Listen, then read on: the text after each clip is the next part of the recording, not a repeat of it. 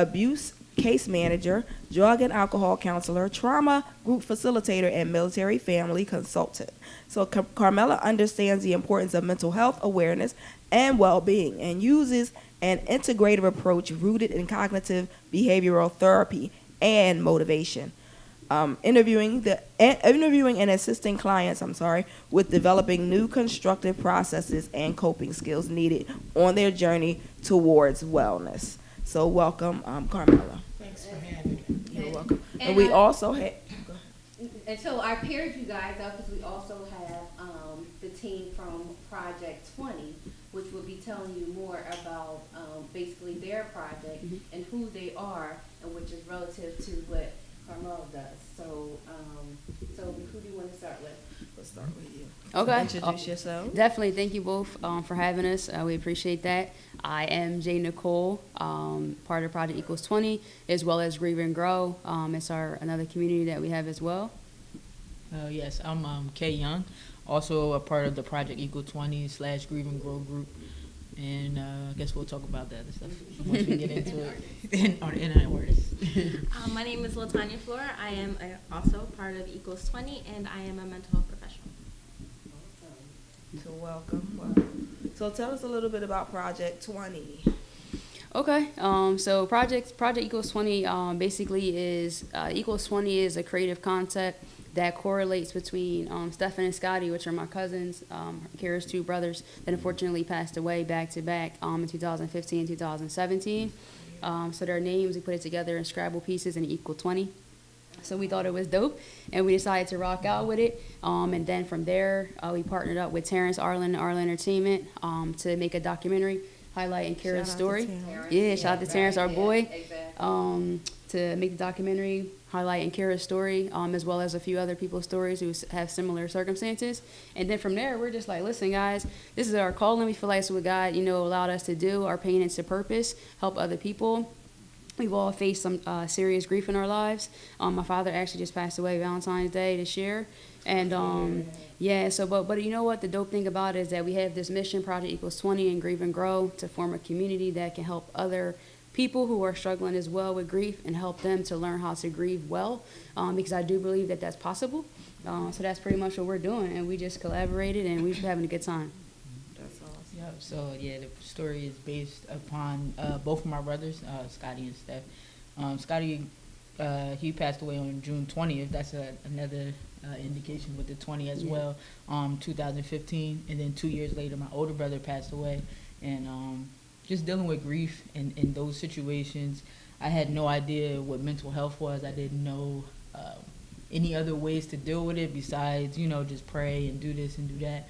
I remember when my mom told me, to go to therapy, and when she first said that, I was just like, what? We don't therapy? What's that? Like, it's just something that we don't usually go to in our communities. So after a long time of pushing it off, and going through just going through my emotions and hitting rock bottom, I decided that I have to try something to kind of bounce back. So I've been doing therapy for almost a year or two now, and it's actually been helping me find what my purpose is. And Project Equal 20 has been something I can find purpose in with my life, just helping others. Because it's a lot of people in our community alone that goes through a lot of grief, and we try to deal with it on our own. And I've seen a lot of negative coping mechanisms and outcomes where I was just like, I got to try to at least help or do something about this. So that's my piece. So Carmela, in dealing with couples therapy as well as grief counseling, what advice would you give to someone in the grieving process that's going through the grieving process?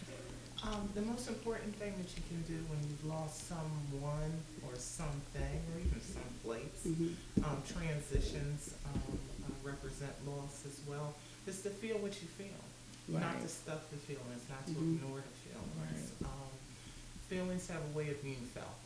Right. So if we ignore them, if we try to push them aside, they will show themselves in another way. Exactly. And as you said before, maladaptive coping, self-medication, these things, they are born out of our reluctance or inability to feel. Right. And a lot of times when you are going through the grieving, the stages, we don't realize, okay, first you have to accept that the person is no longer here. Mm-hmm. And then you have to accept that it actually happened.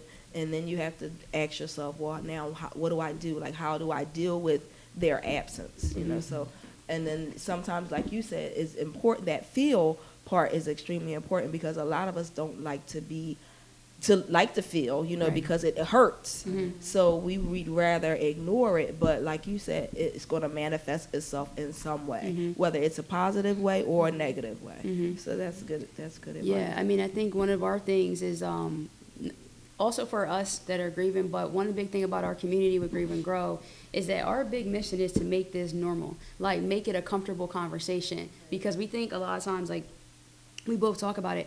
When you lose people, right, everybody's around for the funeral, hitting you with tags, bringing you food, right? But then when time passes, Right. it's few and far between. And it's no fault, because I think a lot of people honestly don't feel that comfortable sparking that conversation to say, hey, I know this holiday is coming. You probably feel real sad. Like, you know, they kind of might feel like that's the obvious, but we want to eliminate the elephant in the room. And that's what Grieve and Grow does, because we have people dropping some heavy stuff in our private closed Facebook group. But they feel comfortable doing that because they know everybody in there is going through something similar, right? So I might be having a great day and this person might not be, but they're not going to really throw you off too much because they know that you're probably in some extent dealing with your grief as well. But we want to break it outside of that, where people who haven't, you know, faced that tremendous loss can still feel comfortable talking about it. Because a lot of us, we talk about when you land on a front row seat of a funeral, that's rough. You know, so not to say that just losing a, you know, distant cousin isn't sad, but like, when that's really rocking your world, yeah, so to have other people who sat in that seat as well is something that's a big part of our mission, is to make that. So do you think, or, you know, in this group, if you feel as though people of faith kind of handle it a little better than those who might not, and they might, I'm not saying they don't have faith, but they're not really that strong in it, because I know when you trust and believe in the Lord, you know, you talk to God, even though we have to talk to other people as well to get through this. But with that, you know, that strong faith, it kind of, you know, gets you through it more so. So did you find through your conversation? Yeah, I mean, I feel that I've seen it go either way. People who have strong faith kind of lose their faith, Right. you know, during Sometimes they that grieving blame process, God. during the pain and, you know, the suffering. So honestly, in the group specifically, we've had people who respond in more of a faith-based nature. And I don't know if it goes well with the person who's, you know, on the other end, but to what it looks like, it's received well, you know, from everyone. And then people, you know, give their perspective, give their, you know, their love and their, you know, support and encouragement.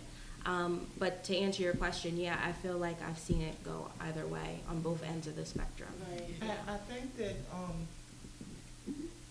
getting in touch with your spiritual self as a coping skill is essential whenever you're dealing with a difficult emotion, a difficult time. But there are so many coping skills that you have to acquire after you've lost someone very close to you.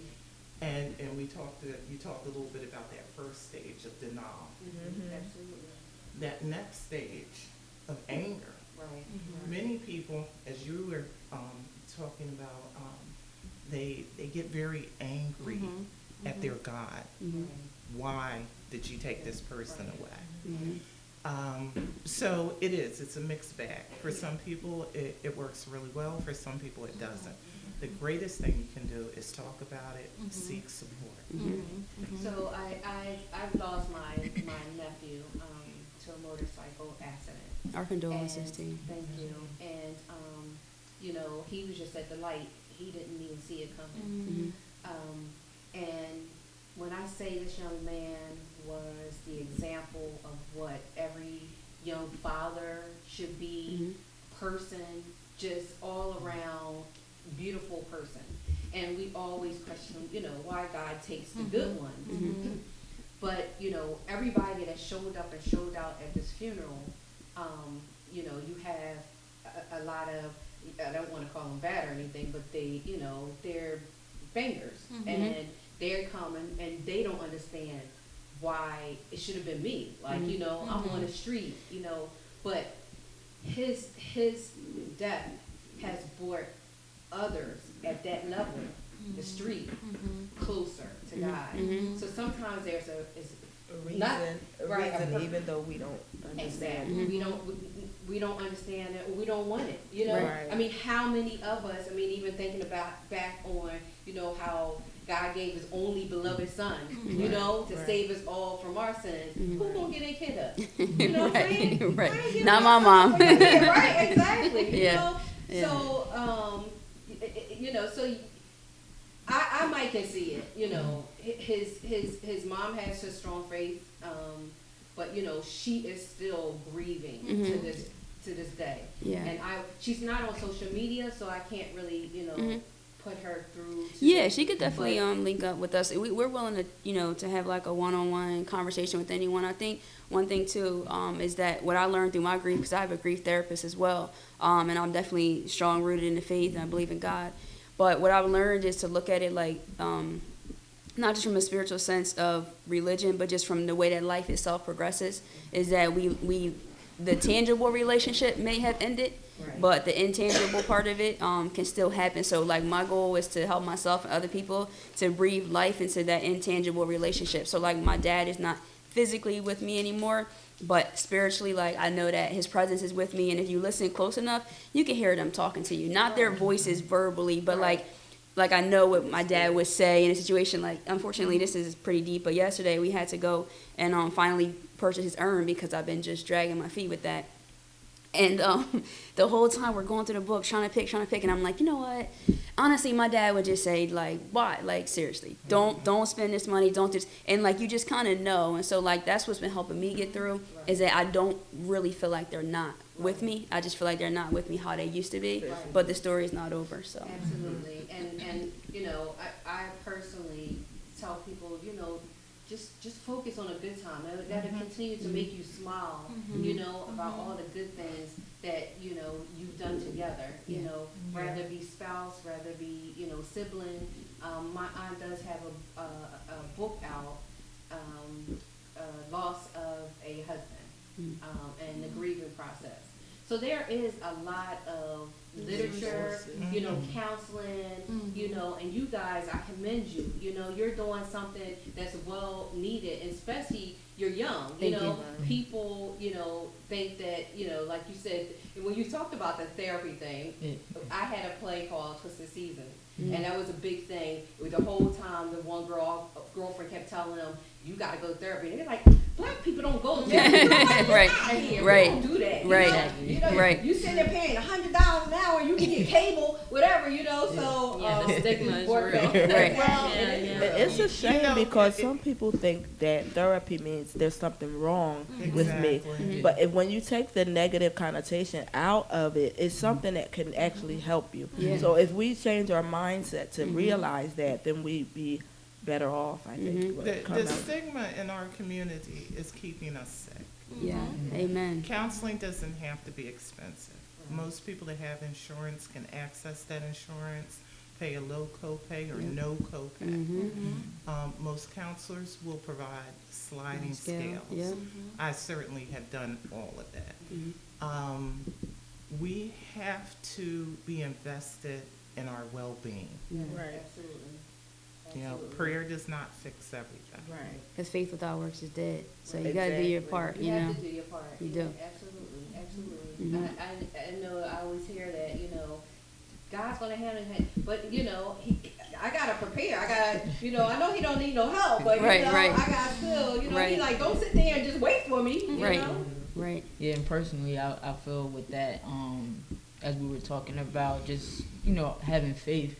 I am a person who started off with, you know, I believe in God, and then when my brothers passed away, I stopped believing. And after my younger brother passed away, I was like, you know, I still have my older brother, but then when he passed, it was like, why would God take both of my brothers, and now I'm the only, I don't have any siblings. So I've been through that battle where it's like, I stopped believing.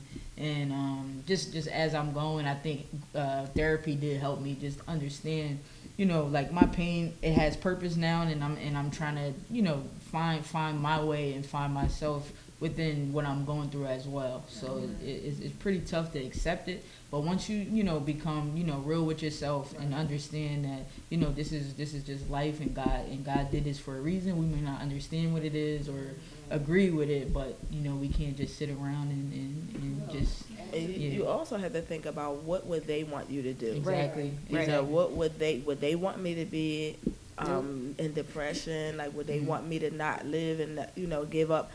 What would the person that we lost want us to do? How would they want us to move on and be better people? So before we go, I want to thank you guys for coming out and talking to our viewers about this. This is definitely a topic that is well needed, especially in our community. How can they find Project 20? We have just launched our website, www.projectequals20.com. Also the Instagram. Yeah, you spell equals out, so it's the word, not just how it is here. You can't make a website like that. So it's equals EQUALS.com. And you can also follow us on Facebook, just Project Equal 20. And then on Instagram, project_equals_20. You can find us on there, and also check out our new Halo. Yeah, it's our Equal 20 Not Alone Halo hat. Equal 20 is personal to us. The Halo is personal to you, and represent the loss of your loved one, and have them with you. So that's on our website as well. Yeah, love it. I have 2 offices, one in Jenkintown in Montgomery County, another one in Queen Village. Of course, you can, Google me, but I also have a profile on Psychology Today. My website is Well Us LLC, and I treat not only me, but I have other counselors that work with me, that work under me. We treat grief, but couples, addiction, postpartum depression, bipolar. So, definitely, if anyone is interested, please go to that website, wellusllc.com. Oh, awesome. You guys are amazing. And, maybe you guys can connect some kind of way as well, because you did have an event with a lot of people came out. Yes. Called Grieve and Grow. Grieve and Grow, yes. Grieve and Grow, and having someone like you to come and speak to this audience, awesome. Absolutely. Yeah, so thank you so much for coming out. No, thank you for having us. Don't want to, up for a note, if you see in front of you, only today, $15. We having a comedy show June the 1st. Oh, yeah. If you're interested, let me know. You can also get tickets on Eventbrite for those of you who are watching. Yes, absolutely, because laughter is good for the soul. Yes, it is is. the name of this, and that'll help some people. I mean, maybe just for the night, but still, just to get out and laugh and enjoy life. So once again, we want to thank you guys for coming out to the show. This won't be the last. Please contact me if there's anything going on. I can help and be a part of, and that's what we have to do: support each other. Definitely. Thank you. Thank you guys Thank you so much.